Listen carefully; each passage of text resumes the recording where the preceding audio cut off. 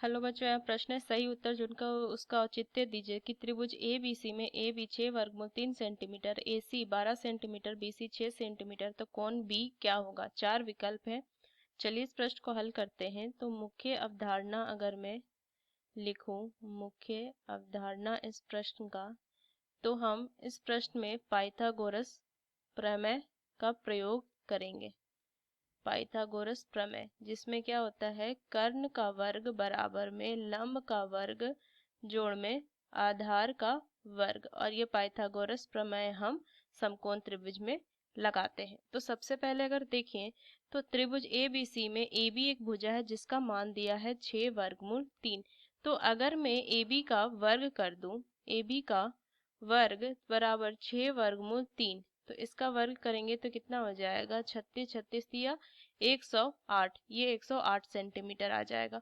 उस तरीके से अगर मैं AC का वर्ग कर दूं तो 12 का वर्ग करेंगे तो 144 सेंटीमीटर आएगा। उस तरीके से अगर मैं BC का वर्ग कर दूं तो 6 का वर्ग करेंगे तो 36 का वर्ग आएगा।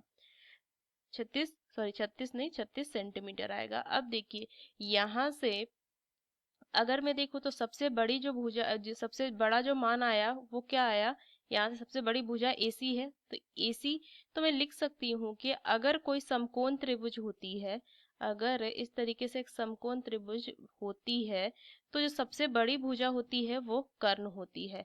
और अगर मैं पाइथागोरस प्रमेय देखूं तो कर्ण का जो वर्ग होता है वो अन्य दो भुजा और लंब का वर्ग जोड़ आधार के वर्ग का योग के बराबर होता है।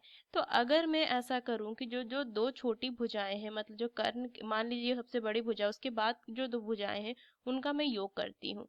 तो देखिए ए बी का वर्ग जोड़ में BC का वर्ग, इनके वर्गों का योग करूं तो कितना हो जाएगा, 108 जोड़ में यहाँ से मान 36, तो ये योग करने पे 144 आ रहा है जो कि AC के वर्ग के बराबर है। मतलब कि समकोण त्रिभुज, ये त्रिभुज जो है, देखिए यहाँ से ये त्रिभुज में एक भुजा का वर्ग जो है अन्य दो भुजाओं के वर्गों के योग के बराबर है। तो मैं यहाँ से कह सकती हूँ कि ये एक समकोण त्रिभुज होगा, ये एक समकोण त्रिभुज हो जाएगा। और ये AC जो हो जाएगा, ABC अगर देखूं तो ये जो AC हो जाएगा वो कर्ण हो जाएगा। तो यहाँ से मैं क्या कह सकती हूँ कि अतः कोण B जो होगा वो 90 डिग्री होगा, क्योंकि हम ये जो पाइथागोरस प्रमेय है वो सिर्फ हम समकोण त्रिभुज में ही लगा सकते हैं। तो यहाँ से कह सकते हैं कि अतः ये जो कोण होगा वो 90 डिग्री होगा और ABC त्रिभुज समकोण त्रिभुज होगा। त्रिभुज ABC समकोण समकोण त्रिभुज होगा। तो इस तरीके से हमने इस प्रश्न का हल किया। तो कौन सा विकल्प होगा, ये C विकल्प। तो इस मुख्य अवधारणा का इस्तेमाल करके हमने इस प्रश्न को हल किया। आशा करते हैं प्रश्न आपको समझ में आया। धन्यवाद।